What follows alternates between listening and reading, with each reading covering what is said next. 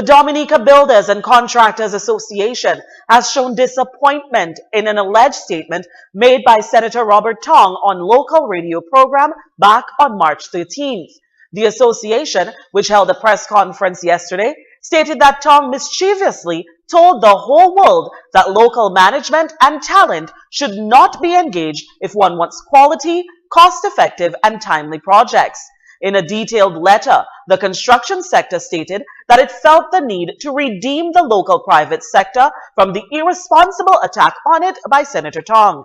Executive Board member Stuart Paris also stated that the association still feels there was no apology made by Tong. I feel this statement is not like Robert Tong, and we do not know where it is coming from. And we feel, as professionals in such a vital industry in Dominica, we have an obligation to respond to it as we are doing today, because it's one of the most important industries we have on the island for the development of the nation. And of course, that's what we make our living from. And we do not believe any remarks that are made to belittle or denigrate our industry should be taken lightly. So we have nothing against Mr. Tong. Paris highlighted a number of projects undertaken by foreign contractors who had difficulties withstanding natural disasters on the island. The National Stadium opened on October 24, 2007. No local contractor was involved in its design or management. It was the only institutional structure that suffered damage from a freak storm during the 2010 YMCF activity. The government recently spent about $500,000 in repair and restoration work. The China-Dominica Friendship Bridge. No local contractor was involved in its design or management. It is a flood risk to Roseau, including the new market, bayfront, and many businesses. In fact, it may have contributed to much of the flooding in Roseau during Tropical Storm Erica. The Rosalie to Castle-Bruce Link Road still remains incomplete after many years of inactivity.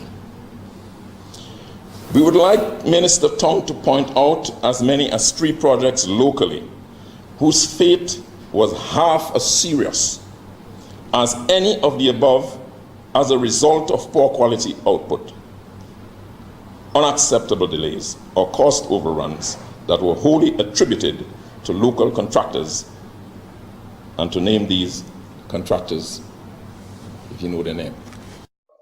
Back on March 15th, Tong said his intention was to highlight his concern about the management of projects and not the quality of work delivered. Recently, I made a statement on the hang whilst providing an update on the activities on tourism and urban renewal. I want to categorically state that I was in no way condemning the work quality or ethics of local craftsmen, contractors, and entrepreneurs. An attack on local would be an attack on myself and my family. I fully support local. In my current role and my previous roles, I have given and continue to give tremendous support to local. I regret that my statement was misunderstood. However, many times when questions are answered quickly, the delivery can always be improved. My concern as articulated was on the management of such projects. The current management company has shown that such projects can be executed on time. My statement was meant to highlight the positives and successes of this project, and which was subjected to so much opposition.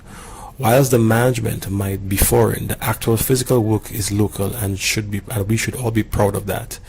We should not ignore the tremendous positives on this project, particularly the transfer of knowledge. Tong ended the statement by saying that local entrepreneurs must meet or exceed the expectations of clients by providing consistent and excellent service.